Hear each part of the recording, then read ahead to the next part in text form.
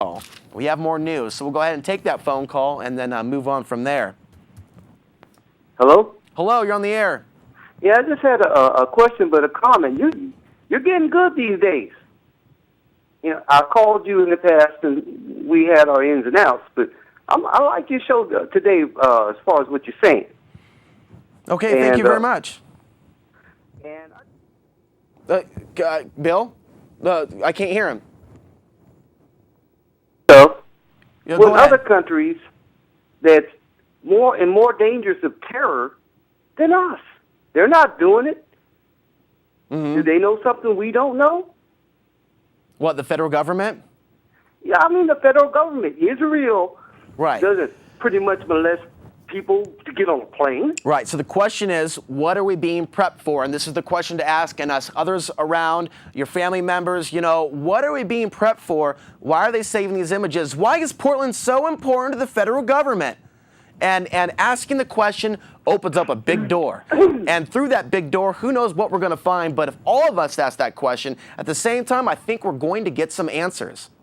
All this is us helping the major corporations because they've taken a hit as far as their money goes. Now we got to buy these machines from them at an overrated price. You hear what I'm saying? And then all of a sudden the tickets for airlines is going to go up. Mm-hmm. This is not about protecting people. This is about getting them corporations, the ones the government, I love Obama, but he's wrong on this one. Right. He don't need to do this because it's Israel, Iran, there's all these other countries that do it far cheaper. Mm-hmm. Why do we have to suck up to the major corporations? That's my question.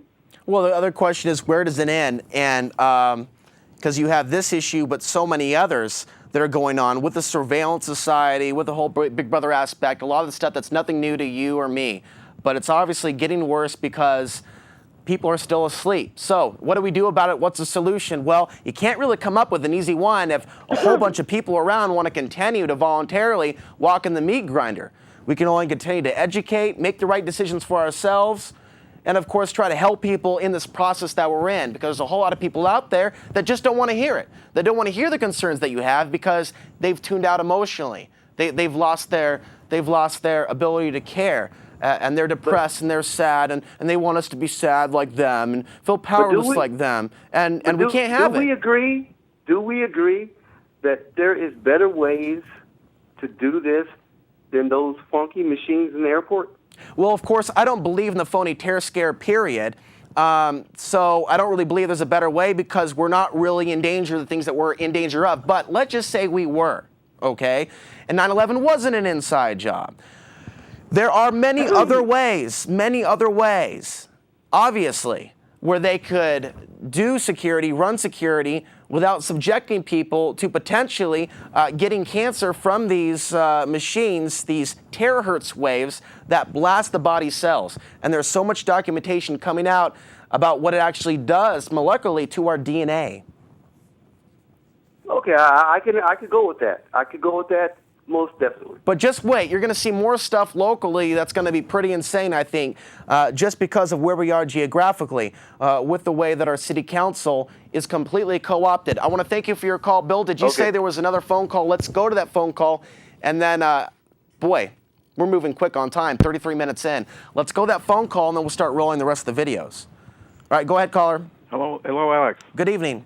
I'm glad to see your program live today. I'm glad you can catch it. I really enjoy it. I was wondering if you had watched Jesse Ventura's programs the last few months. I've seen most all of them from last year. I've seen a few this year. Oh, I was really surprised to hear that his program last month, November 12th program, I think it was season 2, episode 4, had been pulled from his repetition series, and that was kind of outrageous to hear. But there was his last program series just this last Friday. I heard another interesting alleged statement by one of his people he had on his program. He talked about the person talked about our president being a CIA operative. I was surprised to hear that, but that's a wild and outrageous statement to hear.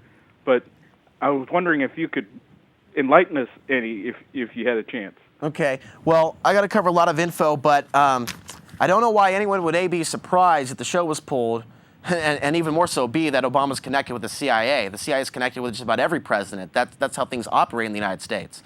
There's actually no surprise whatsoever with that, because that's how our system functions. And we've known about that for some time because we have access to so much information. We're swimming in it. I can't even keep up to date with the stories that are coming out. You know, as that WikiLeaks was coming out a couple weeks ago, or last week, another story came out. Declassified, the U.S. brought the Nazis into the country. A lot of people thought that was a conspiracy theory, but the New York Times just confirmed that. But I tell you, probably less than 1% of those people fixated on WikiLeaks even know about that bombshell revelation that just came out and the implications for what that really means as to what the United States really represents and the hand, the power, the puppet masters behind this soon-to-be bankrupt corporation. So keep looking into ties between the current president and previous to Blackwater, private contractors, and things of that nature, and all will be clear. But as far as being surprised about a corporate network like True TV pulling a show, don't be surprised, because this is actually commonplace. The History Channel does it. The Discovery Channel does it. They'll send out a guy and they'll produce something, but if the higher-ups don't like it, no matter how good it was, they're going to pull it, and it happens over and over and over again. We've seen it the last couple of years with these 9/11 specials, where a lot of them got turned into hit pieces, where initially they went out to investigate the facts, and they're interviewing a number of researchers, but they skew it to where the people being interviewed look like total kooks, where they totally try to get the wrong side of the head, try to get the side of them that doesn't appear fully there, if you know what I mean. Trying to get the kookiest statements that they can and kind of splice them together so the person really doesn't make any sense. This is basically a common tactic. Moving on to the other headlines here. Mexican drone crashes in El Paso, Texas. I know I'm moving fast, but we're just going to cover a few of these and cover some important things, because there's something else I want to show you as we're focused on this stuff and all the other stuff going on. There's other stuff that needs to be reported on. Mexican drone crashes in El Paso, Texas. Unmanned aerial drone. It wasn't even supposed to be there. So we have Mexican drones in the United States. They're telling you right here. It's mainstream news. And it says it's unclear whether the Mexican government had permission to enter U.S. airspace near the town. We're also seeing more Mexican troops and U.S. troops working together to fight the so-called war on drugs down there. That's all the cover story for why they're being groomed to work with one another. German troops in France for first time since World War II. That's the next headline. And that also comes out of the Associated Press. North Korea says war with South would go nuclear. And that's a big headline for this week. Yeah, this is in response to all these escalations that have been building. UN Security Council in emergency talks on Korea tensions. Russia called for Sunday's emergency talks in New York to send what it calls a restraining signal to the two Koreas and help launch diplomatic activity aimed at resolving their disputes politically. Of course, this is the mainstream media writing about how great the UN is. They're going to jump to the rescue. But South Korea's military says it's determined to carry out the one-day live fire drill on an island near the disputed western maritime border of the two Koreas. And so North Korea is saying that they're going to respond with some sort of a nuclear strike to this escalation of the war game. So that's what we have there. Japan Defiance Review warns of China's military might. That's in the next headline. Japan has unveiled sweeping changes to its national defense policies, boosting its southern forces in response to neighboring China's military rise. Okay, now that I've reported that, I want to go ahead and play track number 3 on the DVD player. So something else also happened this week. We have a dead Chinese fisherman. There was some skirmishes between South Korea and this Chinese fishing boat. This is some footage that was aired by Al Jazeera. We'll go ahead and show that, and we will be back. A high seas clash as a routine check suddenly gets nasty. Chinese sailors refuse to let the South Korean Coast Guard board. The Coast Guard hits back, firing water at the ship. No one wants to give up the fight. Eventually, the Coast Guard is able to board, but the battle still continues. Just as the situation was being brought under control, disaster. The South Koreans have not released the footage, but during this incident, the trawler collides with the Coast Guard ship. The 63-ton boat stands no chance against the Coast Guard's 300-ton boat. The Chinese fishermen were thrown into the waters. The South Koreans mobilize helicopters, but some of the Chinese sailors are missing. They're dead. Imran Khan, Al Jazeera.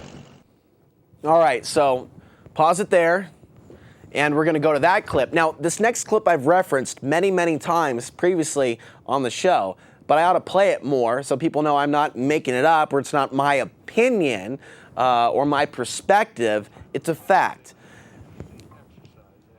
We need to keep our eyes on what they're planning next. And looking at things like 9/11 and Obama's ties to the CIA and all that's very important. And I know the first caller, you know, he's disappointed with Obama on this.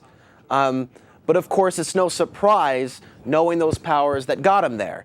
And that there should never be any racial tension ever over whether someone likes the current president or not, because of all the people of color that are still continuing to die as a result of the current administration. It's expanding. It's not coming down. And that's not racist to say that.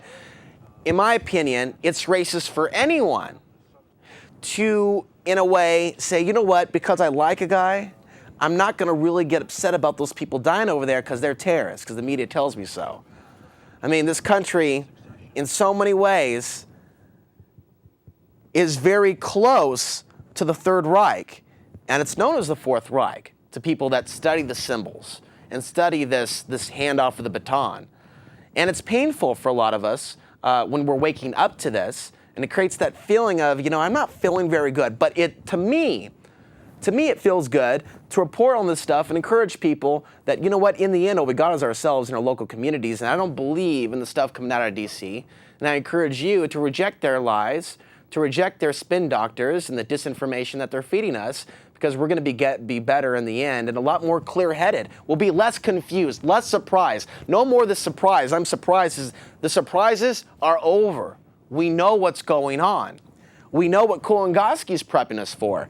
And Bill, this is from Top Off 4 in 2007. And this is, before we go to that clip, this is Kulingoski basically discussing his part in Top Off 4, the drill that took place in 2007 in Portland, Oregon. And it describes basically falling into a trap, I'll say it's a trap, where something happens to him, where he has to trigger the succession clause of the Oregon Constitution, Oregon State Constitution, who becomes the governor who's in charge in the event of a disaster of some type. It's very telling, and it lets you know, so there's no surprises, the type of thing that they're planning for, an event where the federal government comes in to this city and this state and delegates basically resources and things. And it all sounds good. It all sounds great. Then you start finding out what the federal government's really up to, the amount of people that they're killing, these lists people are being put on, what the TSA is doing. And then, of course, hopefully, perspective changes. Wait a minute, this is not some helping, loving,